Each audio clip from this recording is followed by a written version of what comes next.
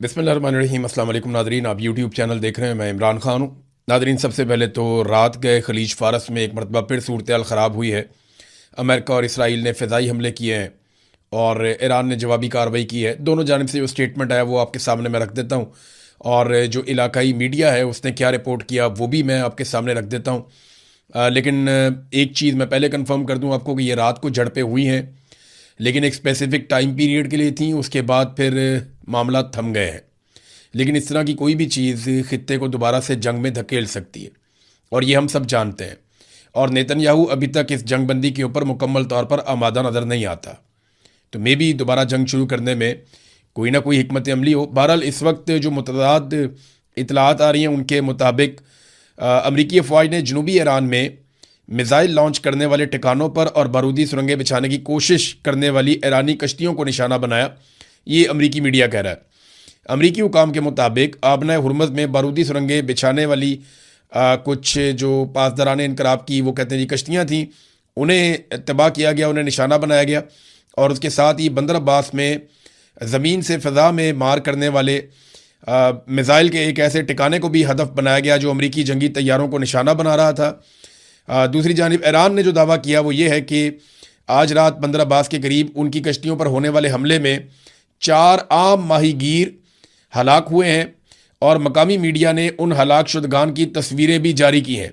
ईरानी माहीगीरों की शहादत का ये दावा अमरीकी रिपोर्ट्स के बिल्कुल बरक्स है, जिनमें कहा गया था कि ये फ़ौजी कश्तियों को निशाना बनाया गया है, और ये IRGC की कश्तियाँ थीं और उनके ऊपर अटैक किया गया है। जबकि अल जज़ीरा के रिपोर्टर अली हाशिम वो ये कहते हैं कि उनकी ईरानी सोर्सेज से बात हुई है, और वहाँ से जो उन्हें पता चला वो ये है कि बंदर अब्बास के करीब सुनी जाने वाली शदीद फायरिंग का सिलसिला उस वक्त शुरू हुआ जब पासदारान इनकलाब ने समंदर में एक बहरी जहाज़ को निशाना बनाया, जिसके बाद अमरीकी जंगी तैयारों ने ईरानी फ़ौजी कश्तियों पर हमले किए। ये खबर जो है वो अल जज़ीरा के रिपोर्टर बता रहे हैं। अच्छा, वो ये बताते हैं इस हमले में IRGC बहरिया के कई अहलकार शहीद हो गए हैं, और ज़राए ने उन्हें मज़ीद बताया कि सूरत हाल अब भी नाजुक है और वाक़यात अब भी सामने आ रहे हैं। अच्छा, ये उस वक्त रिपोर्ट हुआ जब हमले हुए थे। तो नादरीन, ये एक झड़पों की सूरत हाल इसको कहा जाएगा। दोनों जानिब से अटैक किया गया। इसमें जो है वो जंगी तैयारे भी इस्तेमाल हुए हैं, इसमें जो है वो ज़मीन से हवा में मार करने वाले रॉकेट्स भी इस्तेमाल हुए हैं, और बहरी फ़ौज भी इस्तेमाल हुई है, और काफ़ी नुकसान हुआ है। अब इस नुकसान के ऊपर ईरान जब तफसीली जवाब देगा तो तब पता चलेगा। वैसे भी ईरान ने हमेशा कहा कि हम जो भी कार्रवाई की जाएगी उसका जवाब ज़रूर देंगे, और ईरान का ट्रैक रिकॉर्ड भी यही है। अब अगर इसमें ईरान का ज़्यादा नुकसान हुआ है तो देखना होगा कि ईरान जवाबी कार्रवाई कैसे करता है। मैं बाकी इंटरनेशनल खबरों की तरफ आता हूँ, लेकिन सबसे पहले पाकिस्तान से मुतालिक एक अहम खबर यह है कि पाकिस्तान के वज़ीर आज़म चीन में मौजूद हैं और उनकी बगल में पाकिस्तान के आर्मी चीफ बैठे हैं।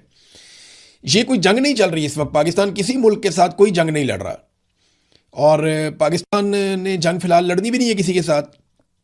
अभी अमरीकी सदर चाइना में होकर गए हैं, उनके बाद रूस के सदर चाइना में होकर गए हैं, दोनों के साथ उनका आर्मी चीफ नहीं आया। फिर कुछ अर्सा पहले जो है वो होकर गया था पेड्रो, जो स्पेन के वज़ीर आज़म हैं, उनके साथ भी उनका आर्मी चीफ नहीं आया।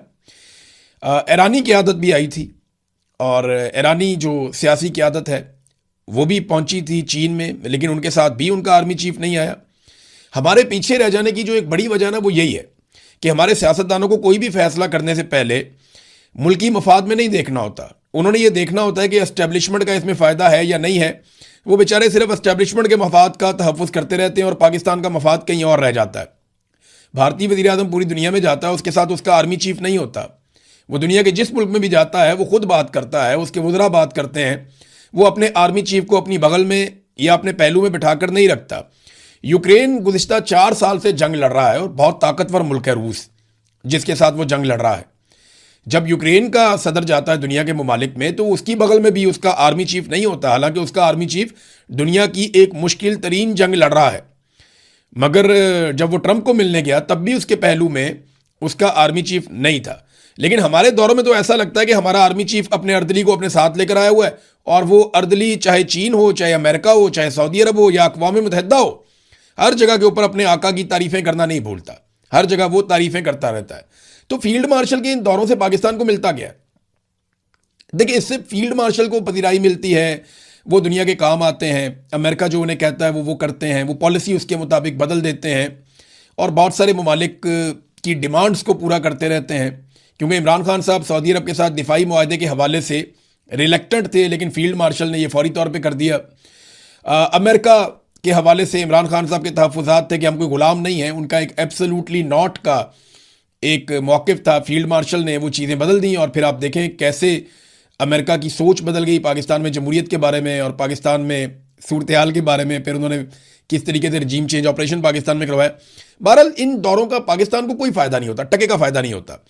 मीडिया पर ज़बरदस्ती झंडे गाड़े जाते हैं, पाकिस्तान को बड़ी कामयाबी मिल गई। भी पाकिस्तान को कामयाबी मिल गई, ना तो आपने कश्मीर फतह किया और ना ही भारत से अपना पानी खुलवा पाए, ना ही दहशतगर्दी ख़त्म कर पाए, ना ही हम अपने हमसायों से ताल्लुकात बेहतर कर पाए, ना ही हमारी मईशत संभली, ना ही बड़े पैमाने पर पाकिस्तान में सरमायाकारी आई, बल्कि उल्टा क्या हुआ, गुर्बत, महंगाई और बेरोजगारी में इजाफा हो गया। तो पाकिस्तान को क्या फ़ायदा हुआ फील्ड मार्शल के दौरों का? कोई फ़ायदा नहीं हुआ। हाँ, यही चीज़ें अगर आज़ाद तरीके से पाकिस्तानी सियासतदान करें तो पाकिस्तान को बहुत फ़ायदा होगा। हत्ता कि आप ये देख लें कि DGISPR के मुंह से या फील्ड मार्शल साहब के मुंह से फितनतुल खवारिज अल फितनतुल हिंदुस्तान, ये हम रोज़ाना सुनते हैं। बड़ी अच्छी बात है, ये बात करते हैं, लेकिन ये इतनी सी बात भी अमेरिका को नहीं समझा पाए। इतने दौरे किए, अमेरिका की इन्होंने सारी बातें मानी, उनके कहने के ऊपर इसराइल के साथ बैठ गए बोर्ड ऑफ पीस में, उनके कहने के ऊपर तमाम चीज़ें की जैसे उन्होंने चाहा। तो अमेरिका की हर बात मानने के बावजूद अमेरिका को सिर्फ अपनी एक बात नहीं बता पाए कि एक फितनतुल हिंदुस्तान भी है, यानी इंडिया पाकिस्तान के खिलाफ दहशतगर्दी की कार्रवाइयां करवाता पाकिस्तान के अंदर। यह पाकिस्तान की फौज का ऑफिशियल मौक़िफ़ है। इस मौक़िफ़ के ऊपर अमेरिकन को अभी तक कायल नहीं कर पाए और उनकी हर बात इन्होंने मान ली है। अब अमेरिकी वज़ीर ख़ारजा भारतीय सरजमीन पर खड़े होकर पाकिस्तान से आने वाली दहशतगर्दी को एक हकीकत बता रहा है। उनका स्टेटमेंट है, निकाल के आप पढ़ लें। तो पाकिस्तान का इसमें क्या फ़ायदा हुआ? फ़ायदा सिर्फ इस सिस्टम का है जिसे आसिम मुनीर साहब चला रहे हैं और कुछ सियासी टाउट्स जो हैं वो इसमें सहूलतकारी कर रहे हैं। पाकिस्तान का इस खेल में टके का फ़ायदा नहीं है। मैंने अभी आपको बताया कि हर चीज़ में पाकिस्तान बदकिस्मती से पीछे जा रहा है। अब ये मार्को रूबियो जब भारत में पहुंचे तो मार्को रूबियो का इस्तकबाल कैसा हुआ, यहाँ पे बहुत सारे मनाज़िर हैं, मैं वो देख रहा था और हैरान हो रहा था कि अमेरिकन स्टेट सेक्रेटरी जो उनके वज़ीर ख़ारजा है मार्को रूबियो, वो इंडिया के दौरे पे आता है तो एयरपोर्ट पे एक नॉर्मल सिचुएशन होती है, यानी सिविलियंस हैं वहाँ पे, कुछ दीगर लोग मौजूद हैं, थोड़ी सी सिक्योरिटी है, वो उनका इस्तकबाल करते हैं और उन्हें लेकर चले जाते हैं। इंडिया का कोई शहर बंद नहीं हुआ, कोई इलाका बंद नहीं किया गया, सड़कें भी खुली थी। अगर ये इधर वाली सड़क से जा रहे हैं तो उधर वाली सड़क खुली हुई है। पाकिस्तान के अंदर पूरा मुल्क बंद करके रख दिया इन्होंने। रावलपिंडी और इस्लामाबाद को उनके आने की खबर के ऊपर 2 हफ्ते तक बंद रखा। ये हमारी औकात है। अमेरिका से कोई छोटा मोटा उनका ऑफिसर भी आ जाता है तो फील्ड मार्शल, वजीर आजम, फलाना ढमकाना, पूरी कैबिनेट लेने पहुंच जाती है। वहां से उनकी खुशामद करते हुए उनको लेकर आते हैं और वापस भी खुशामद करते हुए छोड़ते जाते हैं। यानी ये बहुत बड़ा फर्क है। खुद मुख्तारी क्या होती है, यानी जो जितना बड़ा है उसको उतना प्रोटोकॉल आप दें और उस तरीके से उसको आप डील करें। लेकिन पाकिस्तान की मिलिट्री एस्टेब्लिशमेंट ने पाकिस्तान की अंदरूनी सियासत में और अंदरूनी मामलात में अमेरिका की मुदाखलत को हमेशा वेलकम किया और वो मुदाखलत हद से ज़्यादा बढ़ा दी है। अब ऐसा लगता है कि अमेरिका पाकिस्तान के ऊपर हुकूमत करता है पाकिस्तान की मिलिट्री एस्टेब्लिशमेंट के ज़रिए से। इसके ऊपर ना कुछ आर्टिकल भी छप रहे हैं, आने वाले दिनों में मैं ये सारी चीज़ें आपके सामने रखूंगा। लेकिन हालात पाकिस्तान में ये हैं फील्ड मार्शल के दौरों के बाद कि 90 फॉरेन कंपनियां पाकिस्तान को छोड़कर चली गई। ये बात जो है डॉक्टर कैसर बंगाली, ये बड़े शानदार इकोनॉमिस्ट हैं, उन्होंने कहा पिछले 5 साल में 90 फॉरेन कंपनियां यहां से चली गई हैं। ये फॉरेन डायरेक्ट इन्वेस्टमेंट लाने की कोशिश कर रहे हैं, जबकि रिवर्स FDI हो रहा है इस मुल्क में। ये तो मईशत का बेड़ा गर्क हो रहा है। बड़ी बड़ी कंपनियां, बड़े बड़े इन्वेस्टर्स वो पाकिस्तान को छोड़कर जा रहे हैं। हत्ता कि पाकिस्तानी जो पाकिस्तान से प्यार करने वाले हैं, पाकिस्तान के लिए जीते हैं, पाकिस्तान के लिए कुछ करना चाहते हैं, जिनके पास हुनर भी है, वो बेचारे पाकिस्तान छोड़ छोड़ कर जा रहे हैं। जो डॉक्टर बनता है वो मरीजों की खिदमत करना चाहता है, लेकिन यहाँ मुस्तकबिल ही कोई नहीं है, यहाँ पॉलिसी कोई नहीं है। लोगों का कत्लेआम किया जा रहा है। लोग देखते हैं रोजाना नाइंसाफियां हो रही हैं, वो ये देखते हैं उनके बच्चे महफूज नहीं है, कोई लॉ एंड ऑर्डर नहीं है, तो लोग पाकिस्तान छोड़ छोड़ कर जा रहे हैं। और ये बड़ी बदकिस्मती है। वैसे भी इकोनॉमी बिल्कुल डाउन है, किसी को काम ही नहीं मिलता।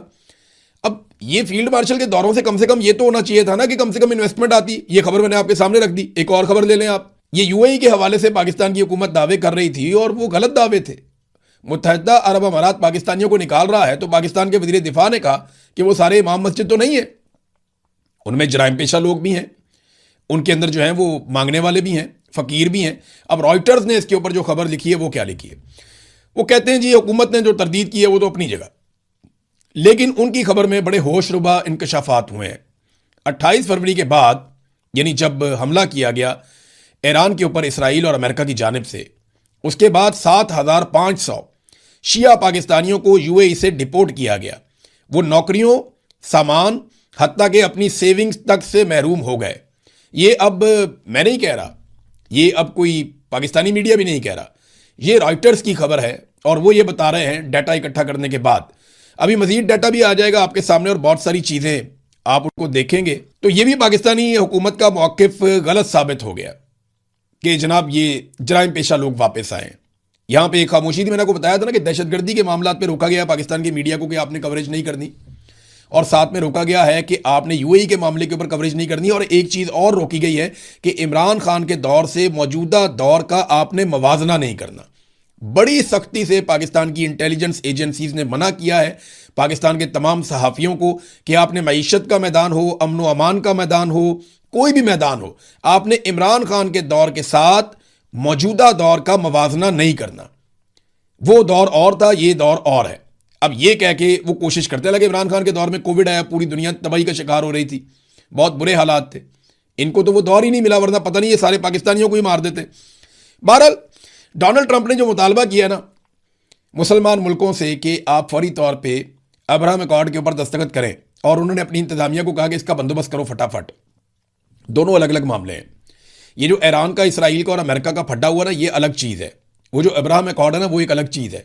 लेकिन डोनाल्ड ट्रंप इसी में लपेट के कि जनाब ये मुआहदा हो रहा है, लिहाजा ये वाला मुआहदा भी करो, उसको एक कंडीशन के तौर पर साथ रख दिया। मैं हैरान हो रहा था और इंतजार कर रहा था कि ये जितने दीन के ठेकेदार पाकिस्तान में रहते हैं मौलवी, ये कब बोलेंगे डोनाल्ड ट्रंप के इस बयान के बाद। तो कोई ठेकेदार नहीं बोला, किसी ने फतवा जारी नहीं किया।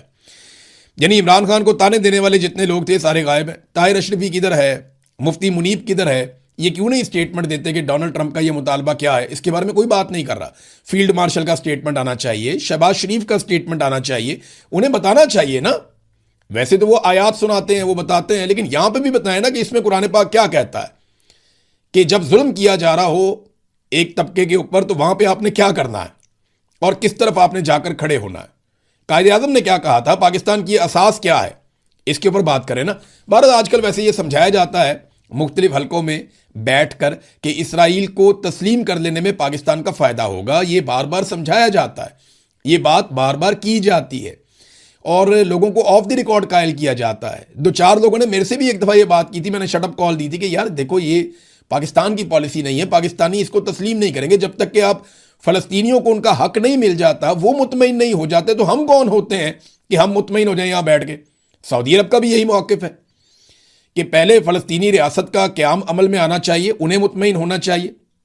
अब यहाँ पे तो एक से एक नई गेम हो रही है। ये एक चीज़ मैं आपके सामने रखता हूँ, एक नई साजिश इसको करार दिया जा रहा है जो बुनी गई है, और इसके अंदर जो खेल है वो क्या है। ये मिडल ईस्ट आई ने ये खबर ब्रेक की है और ये एक बड़ी तशवीशनाक रिपोर्ट है। इस रिपोर्ट के मुताबिक अमेरिका और इसराइल एक ऐसे मंसूबे पर गौर कर रहे हैं जिसके तहत मस्जिद अक्सा पर उर्दन की तारीखी कस्टोडियनशिप उसे ख़त्म कर दिया जाएगा। यानी इस वक्त उर्दन के कंट्रोल में उसे ख़त्म कर रहे हैं और इस मंसूबे के मुताबिक इस्लामी औकाफ की जगह पर इसराइल की हमायत याफ्ता एक नई बॉडी कायम की जाएगी जो इस मुकद्दस मुकाम को एक कसीरुल अकीदा मरकज़ में तब्दील कर देगी, जहां यहूदियों को इबादत की वसी तर रसाई दी जाएगी। इसराइली निगरानी इसको हासिल होगी। रिपोर्ट में मजीद कहा गया कि ट्रंप इंतज़ामिया की ख्वाहिश है कि मस्जिद अक्सा की मुस्लिम शनाख्त को ख़त्म करके इस जगह को एक ऐसे तारीखी सियाहती मुकाम में तब्दील कर दिया जाए जो तीनों इब्राहिमी मज़ाहिब इस्लाम, ईसाइयत और यहूदियत की मेज़बानी कर सकें। यानी अब ये जो एक शनाख्त है मस्जिद अक्सा की कि ये मुसलमानों का एक मुकद्दस मुकाम है, वो शनाख्त ख़त्म की जाएगी और एक इंडिपेंडेंट बॉडी बनाई जाएगी। वो बॉडी इसराइल की निगरानी में काम करेगी और इसराइल का तहफ़्फ़ुज़ करेगी और ये एक सियाहती मुकाम में कन्वर्ट हो जाएगा और सबको इजाज़त होगी और वो बॉडी फैसला करेगी कि किसने जाना और किसने नहीं जाना। अब इसके ऊपर बोर्ड ऑफ पीस में कौन आवाज उठाएगा? कौन उठाएगा आवाज? कौन इस पर बात करेगा? क्या पाकिस्तान के फील्ड मार्शल इस पर बात करेंगे, जो बोर्ड ऑफ पीस का हिस्सा है? लेकिन वो तो डोनाल्ड ट्रंप के फेवरेट फील्ड मार्शल हैं, वैसे इसके ऊपर उन्हें बात करनी चाहिए, या हमारे मौलवी कम से कम इस पर बात करें जो दीन के ठेकेदार बनते हैं। नाज़रीन देखें, पाकिस्तान में ना एक जो ताकतवर है ना, उसी को रहने का हक है। मैं आपको एक मिसाल देकर अभी बताता हूं। अगर आप ताकतवर है, आप पाकिस्तान में रह सकते हैं। आपके मिलिट्री एस्टेब्लिशमेंट से अच्छे ताल्लुकात होने चाहिए फौज के साथ, और आपके पास ताकत होनी चाहिए, पुलिस वाले आपके वाकिफ होने चाहिए, अदालत के अंदर जजेस आपके कंट्रोल में होने चाहिए। आप पाकिस्तान में रहें, जो मर्जी करें, आपको कोई कुछ नहीं कह सकता। रूल ऑफ लॉ के साथ आप पाकिस्तान में नहीं रह सकते। शरीफ आदमी का गुजारा ही नहीं है, अपनी इज्जत बचाना वहां पे मुश्किल है। ये हालात पैदा हो गए। इस्लामाबाद हाई कोर्ट ने ऑर्डर जारी कर दिया कि 1 कॉन्स्टिट्यूशनल एवेन्यू के अपार्टमेंट के मालिकान को बेदखल नहीं किया जाएगा। आप अंदाजा करें, जब अमीर आदमी के गिरेबान पे हाथ डला, जब अमीर आदमी को पकड़ा गया और पूछा गया कि इल्लीगल जगह है जनाब, खाली कीजिए, तो हाई कोर्ट बीच में आ जाती है। इसी शहर में यहां से वॉकिंग डिस्टेंस के ऊपर हजारों गरीबों के मकानात खाली करवा के गिरा दिए, हजारों गरीबों को बेघर कर दिया गया। लेकिन हाई कोर्ट नहीं जागी, किसी अदालत ने कोई ऑर्डर नहीं दिया, क्योंकि वो गरीब थे, वो बेसहारा थे, उनका कोई वाली वारस नहीं था। और जो आदमी इस मुल्क में जब भी कभी गरीब का वाली वारस बना है, उसे या तो जुल्फिकार अली भुट्टो बना दिया गया, या उसे इमरान खान बनाकर निशान इबरत बनाने की कोशिश की गई। जो भी कोई भी पाकिस्तान के अंदर जब भी एस्टेब्लिशमेंट के मफाद के खिलाफ खड़ा हुआ, एस्टेब्लिशमेंट उसके गले पड़ गई। पाकिस्तान के 2 टुकड़े कर दिए इन्होंने। जब शेख मुजीब ने बांग्लादेश के गरीबों के लिए आवाज उठाई, तो पाकिस्तान के 2 टुकड़े कर दिए इन्होंने कि नहीं, हमें वो चाहिए ही नहीं, पाकिस्तान ही तोड़ दिया। और बड़े फख्र के साथ उस वक्त ये कहते थे कि नहीं नहीं, वो तो डूबते हैं, वहां तो हर साल सैलाब आता है, उनके तो पल्ले ही कख नहीं है। आज उनकी इकोनॉमी पाकिस्तान से बहुत बड़ी है। वो पाकिस्तान से आगे निकल गए क्योंकि उन्होंने अपने जर्नैलों को लगाम डाल दी थी। उन्होंने कहा था कि फौज कारोबार नहीं करेगी, कारोबार सिविलियंस करेंगे। उन्होंने कहा था कि हुकूमत जो है वो सिविलियंस चलाएंगे। हालांकि बार बार वहां पे भी ये पंगा पड़ा हुआ था फौज का, लेकिन उन्होंने काफी हद तक कंट्रोल किया। और अभी तो उनकी जो यूथ है, उन्होंने बड़ा जबरदस्त काम किया। डोनाल्ड ट्रंप ने नादरीन एक यू टर्न लिया है, यूरेनियम के मामले में उन्होंने अपनी पोजीशन तब्दील की है, और यह ईरान की एक बहुत बड़ी कामयाबी है। डोनाल्ड ट्रंप ने कहा कि जो यूरेनियम अफसोदा शुदा है, या तो फौरी तौर पर अमेरिका के हवाले किया जाएगा। अब या का लफ्ज आ गया। पहले डोनाल्ड ट्रंप कहता था हर हाल में हमारे हवाले किया जाएगा, अब वो वाली शर्त होगी खत्म। डोनाल्ड ट्रंप ने कहा या तो हमारे हवाले किया जाएगा या फिर उसे खत्म कर दिया जाएगा ईरान के अंदर ही, और बहुत सारी निगरानी के अंदर। ये आहिस्ता आहिस्ता दूसरी चीज़ों पे भी आएंगे कि जनाब इसको निगरानी में रखा जाए, सख्त निगरानी के अंदर रखा जाए, इसके ऊपर हम नज़र रखेंगे, हम ईरान को एटम बम नहीं बनाने देंगे। ये सब कुछ तो पहले भी हो रहा था। तो इतना सारा कुछ करके, इतनी मार खा के, इतने हथियार फूंक के, छोटी छोटी बच्चियों का कत्लेआम हो गया, खवातीन वहां पे मारी गई, पूरा इंफ्रास्ट्रक्चर तबाह हो गया, इसराइल का बहुत नुकसान हो गया, अरब ममालिक जो है वहां पे एक अजीबोगरीब सूरत हाल पैदा हो गई। पूरी दुनिया को मुसीबत डाल के हासिल क्या किया? अगर मुज़ाकरात ही करने थे डोनाल्ड ट्रंप ने, तो मुज़ाकरात तो पहले भी हो रहे थे, और आबना हुर्मुज़ को अगर खुलवाना ही था तो वो तो पहले भी खुली हुई थी। तो कोई एक भी ऐसा टारगेट जो डोनाल्ड ट्रंप ने पहले रखा था, वो अभी तक डोनाल्ड ट्रंप या अमेरिका अचीव नहीं कर सका। और डोनाल्ड ट्रंप को ये जवाब अगले इंतखाबात में देना पड़ेगा, क्योंकि ये सवालात उनके सामने बार बार रखे जाएंगे। नाज़रीन, अब तक के लिए इतना ही। अपना ख्याल रखिएगा, अपने इस चैनल का भी। अल्लाह हाफ़िज़।